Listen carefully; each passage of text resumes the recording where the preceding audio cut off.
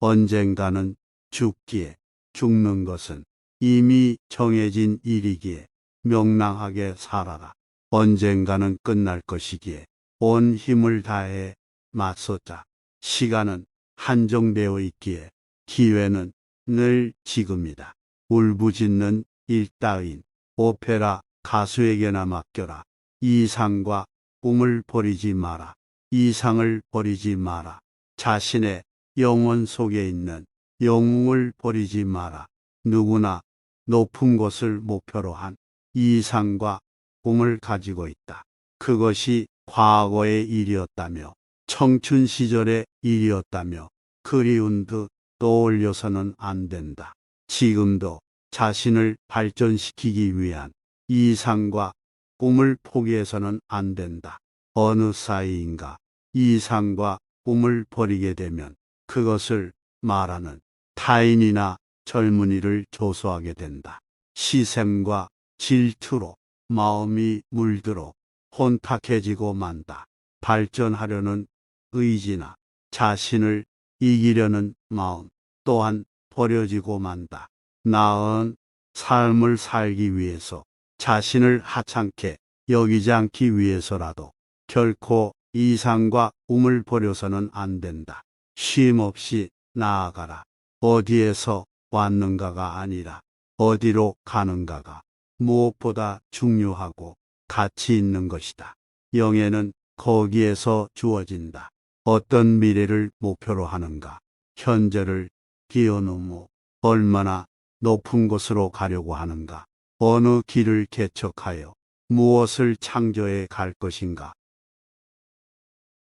과거에 얽매이고 아래에 있는 인간과 비교하여 자신을 칭찬하지 마라. 꿈을 즐거운 듯이 입으로만 내뱉을 뿐 아무 노력도 하지 않고 그럭저럭 현재에 만족하며 주저앉지 마라. 쉬지 말고 앞으로 나아가라. 보다 높은 곳을 향해 나아가라. 추구하는 것은 이곳에 있다. 당신이 서 있는 장소를 깊이 파고들어라. 샘은 당신의 발 아래에 있다.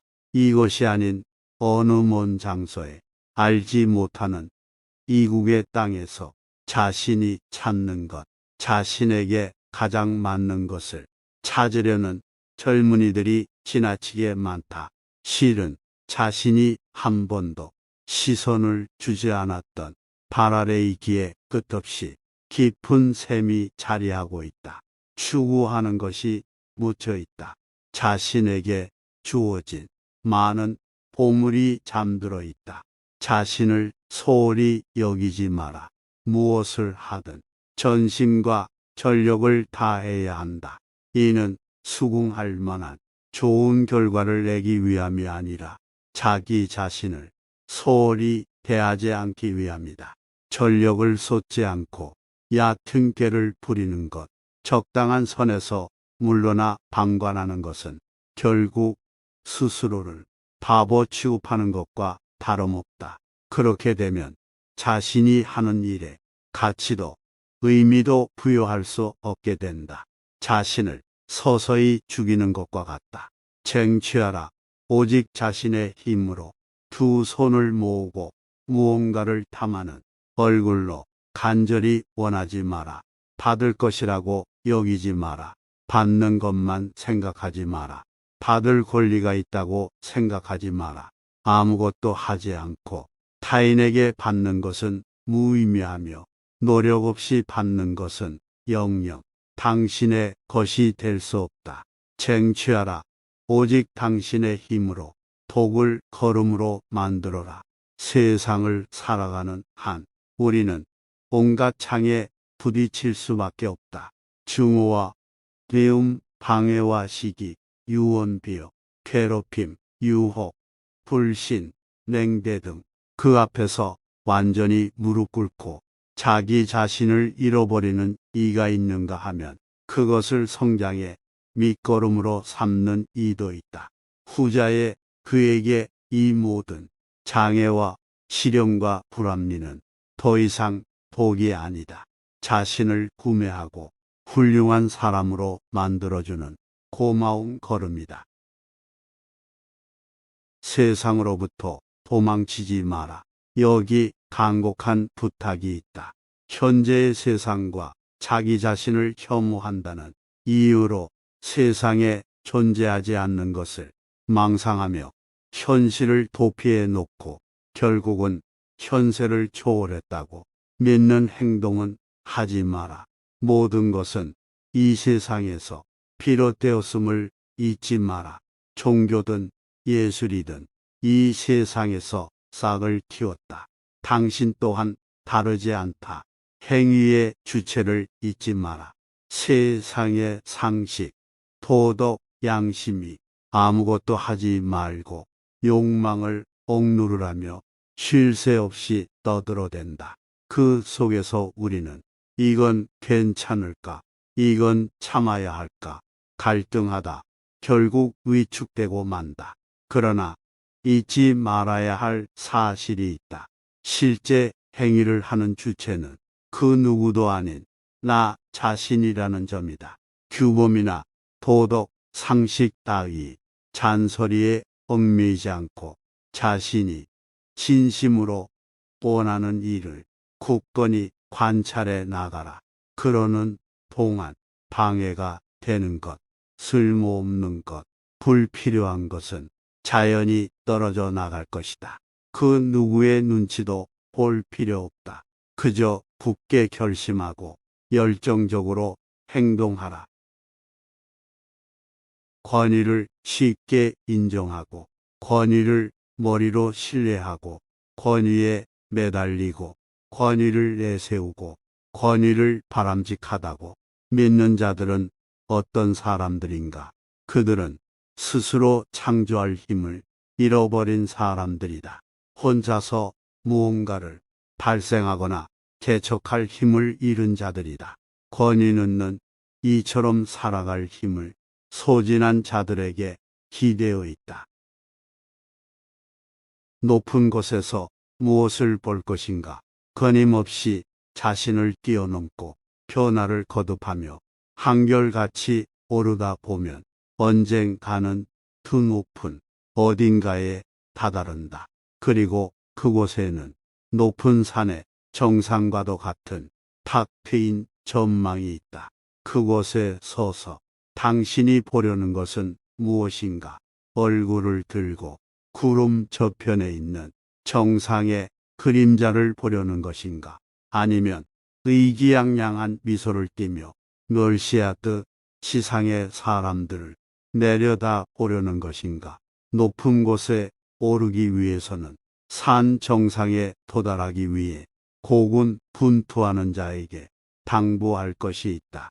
오르는 도중에는 위를 향하고 있다는 생각을 하지 마라.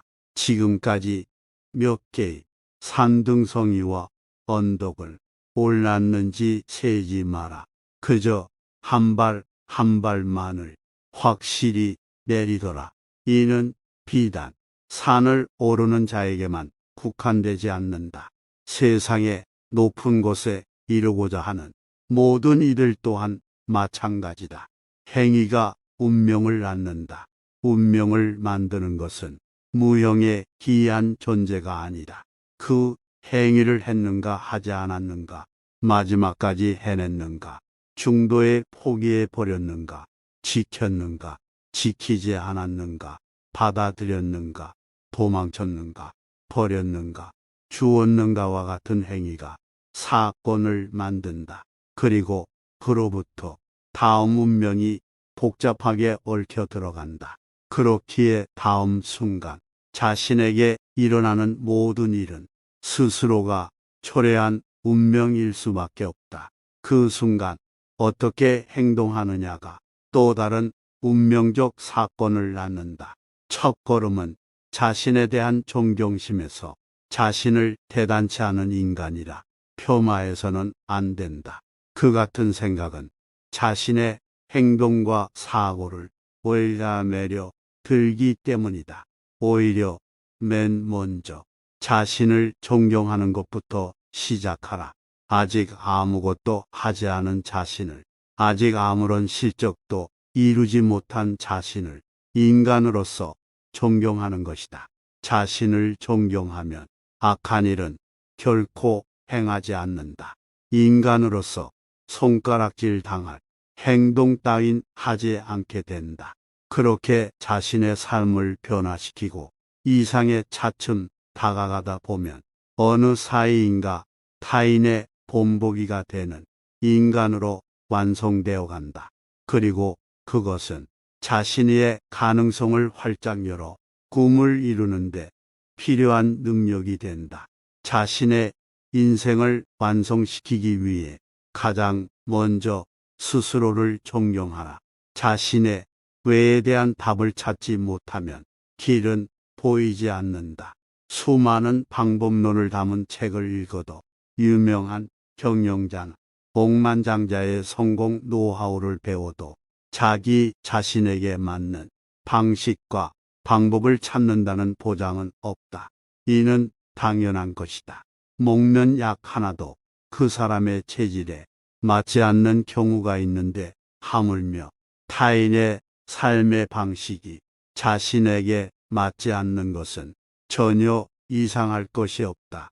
문제는 자신의 왜에 대하여 전혀 자각하지 못한다는 데 있다. 자신이 왜 그것을 하고 싶은지, 왜 그것을 원하는지, 왜 그렇게 되고 싶은지, 왜 그 길을 가고자 하는지, 그 같은 물음에 깊이 사과하지 않고 명백히 파악하지 못했기 때문이다. 자신의 왜라는 의문에 명백한 대답을 제시할 수 있다면 이후의 모든 것은 매우 간단해진다. 어떻게 해야 하는지에 대해서도 곧 알 수 있다. 일부러 타인을 흉내내면서 허송세월을 보내지 않아도 된다.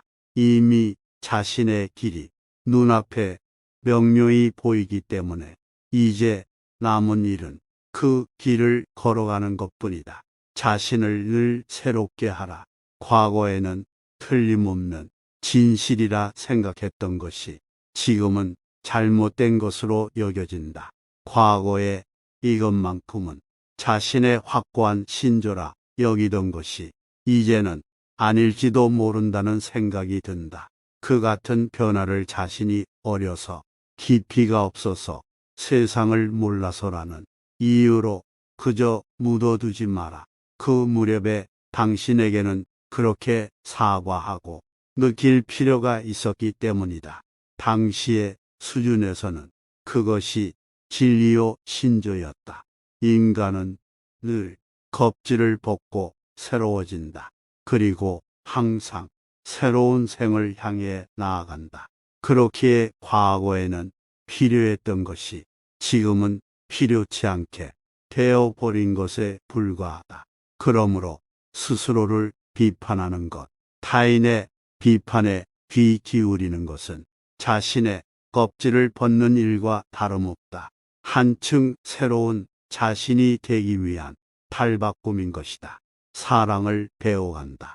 처음 듣는 음악의 경우 우리는 그 익숙하지 않는 것을 꺼리지 않고 일단 마지막까지 듣는 인내와 노력 관용을 가져야만 한다. 그것을 반복함으로써 친밀감이 생기고 이윽고 그 음악의 매력을 조금씩 발견하게 된다. 그럼으로써 음악이 가진 깊은 아름다움을 발굴해내고 그것을 사랑하게 되며 그 음악이 자신에게 없어서는 안 되는 것이 되어간다. 이것은 비단 음악의 하나님 이야기가 아니다. 우리는 사랑에 대해서도 처음에 낯설음에서 출발하여 사랑을 배우는 길을 걸어왔다. 이를 사랑하는 경우에도 자신을 사랑하는 경우에도 다른 누군가를 사랑하는 경우에도 마찬가지다. 사랑은 언제까지고 이처럼 배움의 길을 거니는 모습을 보여준다. 새롭게 무엇인가를 시작하는 요령은 공부나 교재 일이나 취미 독서 등 무엇인가 새로운 일에 맞닥뜨렸을 경우에 현명한 대처 요령은 가장 넓은 사랑을 가지고 맞서는 것이다. 거리는 면, 마음에 들지 않는 점, 오해와 시시한 부분을 보아도 즉시 잊어버리겠다는 마음가짐으로 그 모든 것을 전면적으로 받아들이며 전체 마지막에 이르기까지 잠자코 지켜본다. 그럼으로써 드디어 거기에 무엇이 있는지, 무엇이 그것의 심장인지 확연히 들여다볼 수 있다. 좋다 혹은 싫다와 같은 감정이나 기분에 치우쳐 도중에 내팽개치지 않고 마지막까지 넓은 사랑을 갖는 것. 이것이 무언가를 진정으로 알고자 할 때 요령이다. 최대의 오만은 무엇인가? 사랑받고자 하는 욕구다. 거기에는 자신은 사랑받을 가치가 있다는 주장이 강하게 내재되어 있다.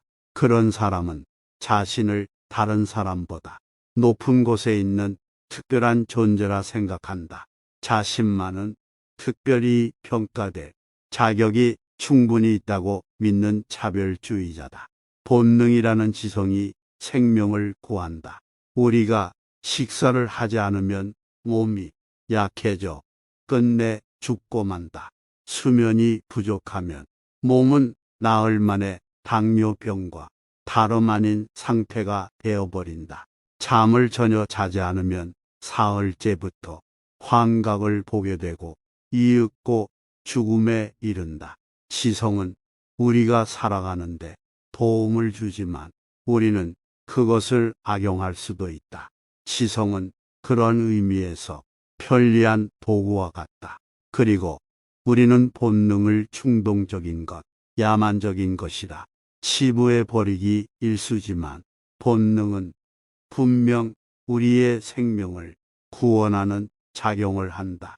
중대한 구제의 지능으로 누구나 갖추고 있는 것이 본능이다. 그렇기에 본능이야말로 지성의 정점에선 가장 지성적인 것이라 할 수 있지 않을까. 물러서야 비로소 파악할 수 있다. 모네가 그린 전묘화는 가까이서 보면 무엇을 표현한 것인지 알 수 없다. 멀찌감치 물러서서 감상한 후에야 비로소 거기에 그려진 대상의 윤곽을 알 수 있다. 어떤 일에 소용돌이 속에 있는 사람도 이와 같다. 가까이에 있으면 무엇이 어떻게 되어 있는지 이해할 수 없다. 그러나 그 일에서 멀찌감치 떨어져서 보면 무엇이 문제인지 또렷이 보인다. 소용돌이를 구성하는 축이 무엇인지 확연히 부각되기 때문이다. 이 방법은 복잡한 것을 단순화시킨다. 사상가라 불리는 사람은 우선 이 방법을 사용하여 실타래처럼 얽히고 설킨 일에서 굵직한 틀이 되는 것을 끄집어내어 단순화하고 어느 누구나 쉽게 알아볼 수 있는 것으로 만든다. 자신에게 재능을 주어라. 천부적인 재능이 없다고 비관할 필요는 없다. 재능이 없다고 생각한다면 그것을 습득하면 된다.